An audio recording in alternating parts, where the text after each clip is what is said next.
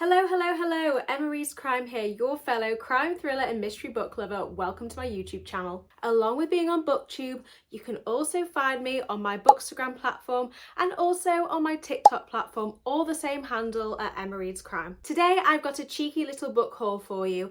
I've got 15 books in total, a mixture of PR mail and books that I've bought. I'm going to 66 books very soon, so I have been trying to avoid buying books, but let's face it, book buying bans are those sorts of promises that we just can't keep. Before I get started, I just want to make it very clear that my intention isn't to brag or show off. I personally am an extremely nosy bitch, as I've spoken about on past videos, and I love watching other people's book hauls, so I'm really hoping that you're here because you are a fellow nosy Parker like myself. Obviously, I'm going to be that really annoying person and save my favourite book until last. It is completely off-brand for me. I have never bought a book like it in my life, yet it's the book I'm most excited to read this year.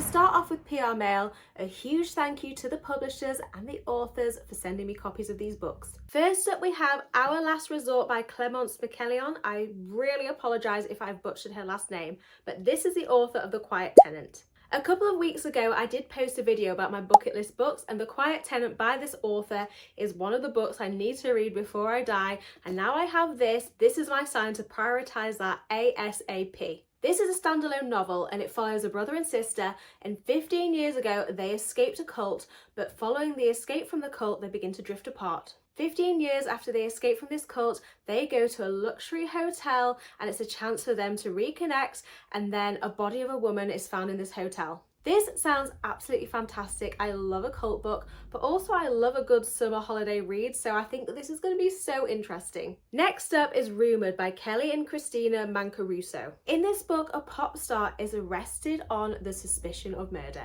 I love reading about rich people behaving badly, fictional famous people, influencers behaving badly, so this sounds like it's going to tick a lot of boxes for me.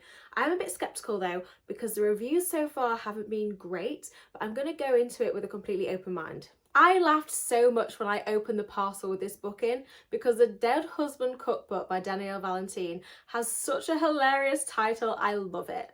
It's about a celebrity chef with a killer secret, and I don't know much else about it, but the fact that the title is quite witty, I think it's going to be a dark humour, witty thriller kind of book, so I have high hopes for it. And also it's really floppy. I love a good floppage on a book. I loved After the Storm by G.D. Wright, and Into the Fire is his brand new release. The author has been really poorly in hospital and he's not been able to promote the book like he would have wanted to due to being sick, so I thought it was really important to read this ASAP. Steve runs into a burning building and saves a baby and he becomes a hero. However, later on he becomes a suspect in a separate case, but which one is he, a hero or a suspect? I didn't love this as much as After the Storm. I thought it was okay, but I just thought it was a bit all over the place. It was very like janky. I don't know if janky is the right word. I feel really guilty that I didn't love this more. I mean, I gave it 3.5 stars out of 5, which is like a 7 out of 10, so I didn't hate it, but I just wish I'd loved it more because obviously he's been poorly, and I'm also in the acknowledgements of the book as well, so that just makes me feel even worse. But I don't want to lie to you about my opinions, and just because I only thought it was okay, you might absolutely love it. Next up, I received Resurrection by Jennings. This is the 4th book in the Killing Eve book series. I am a huge fan of the TV series, but I've kind of forgotten what's happened, so I'm really excited to read the books with a completely fresh mind, going in with a blank slate. I literally squealed when I opened Keep Your Friends Close by Cynthia Murphy because it was a complete surprise. She's a YA author and people always rave about her books, and I've always been wanting to give her work a go, especially when I'm in need of a palate cleanser.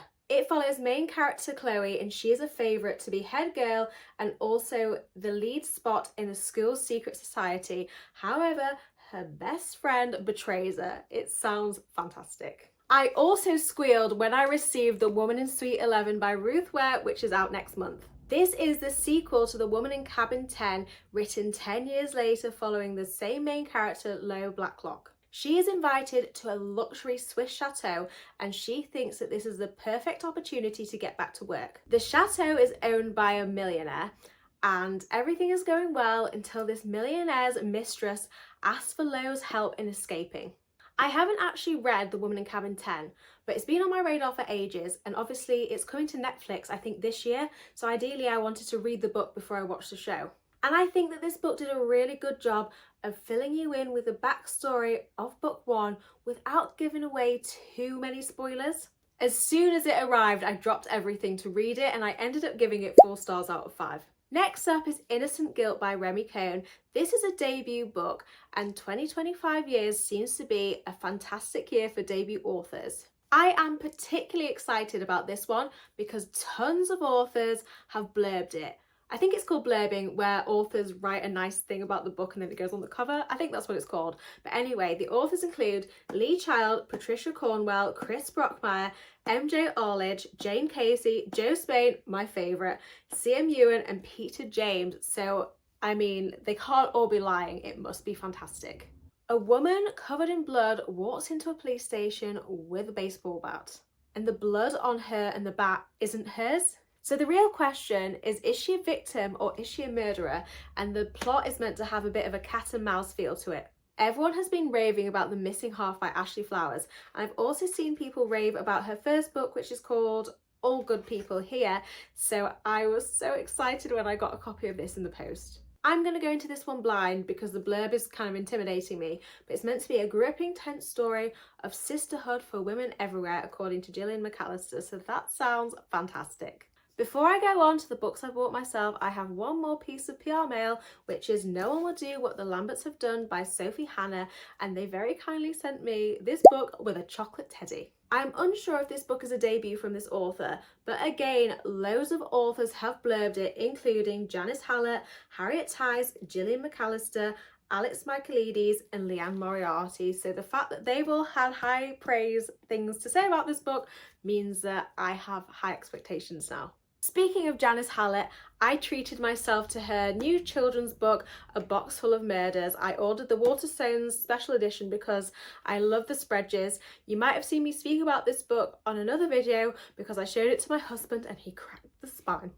I am over it, I promise. But Janice Hallett is obviously the queen of mixed media, so she's decided to bring out a book. I think it's for ages 12, again in that mixed media style format, and I think the idea is to try and encourage kids to read a bit, you know, because sometimes books in the standard format can be a bit intimidating, but as a kid, if a book looks like this, then it's a bit more appealing. So I think it's a fantastic idea. The reason I was showing my husband this book in the first place is that he's not a reader, but whenever I read Janice Hallett's books, he's always intrigued because he likes the mixed media style format, and he did say that if this book was available when he was a kid, he would definitely have read it. A little bit off-brand for me, and another pre-order from Waterstones because I like the spray edges, and it was for Atmosphere by Taylor Jenkins Reid. I think that she is a great palette cleanser author. It's about a woman fighting to become the first female NASA astronaut, and the reviews for this are absolutely phenomenal. Reading books about space isn't really my usual thing, but I'm going to go in with an open mind and trust that Taylor Jenkins Reid will be able to deliver, and trust everyone else's fantastic reviews. I bought It Should Have Been You by Andrea and then read it really quickly because it was mine and Michaela's in-person book club pick. This was seriously easy to binge. Like, the chapters are only like a page or two long. You can inhale it really easily. The writing was quite simple and basic, but sometimes that's just what you need. Susan texts her sisters a really gossipy, bitchy message about one of her neighbours, but accidentally sends it to the neighbourhood group chat instead of her sisters, and then this sparks off a chain of catastrophic events. This is only my second Andrea book, and I enjoyed it much more than Someone in the Attic. I'm excited to read more of her books, and overall I gave this 4 stars out of 5. Linwood Barclay is one of my all-time favourite crime and thriller authors, so I got a copy of his new book Whistle at a book signing. I was initially quite sceptical about this because it's a horror book. Linwood has never written a horror book before, but actually he did a fantastic job. This was so creepy, but even though it's a horror book, it's still read like a thriller book. It follows main character Annie, who is a child illustrator author, and she has 2 catastrophic events which happen in quick succession, so she takes her son out of the city for a few months for a break. Her son comes across this unused toy train track, he sets it up and then creepy things start to happen. I absolutely adored this and I gave it 4.5 stars out of 5. I have one book left to go. If you're liking what you're seeing, make sure to hit that subscribe button because it would mean the world to me. Also, as I read these books, when I post my reviews, I'll put them on my Instagram and TikTok accounts, but I'll also be posting them on my website, www.emmariescrime.com. And now for the book which I'm most excited for, and that is Baby's First Stories by Jane Foster, because I'm expecting a little boy in December. And obviously the first thing that I had to buy him is a book, and I'm just so excited to read him these little stories. He's probably going to eat it, but whatever, I don't care. Nothing's going to change with my account. I'm still going to be a crime and thriller book account, but it was just the most exciting news and I wanted to share it. And that is everything from me. Thank you so much for taking your time to watch this video. Let me know what you think in the comments. Thank you. Bye.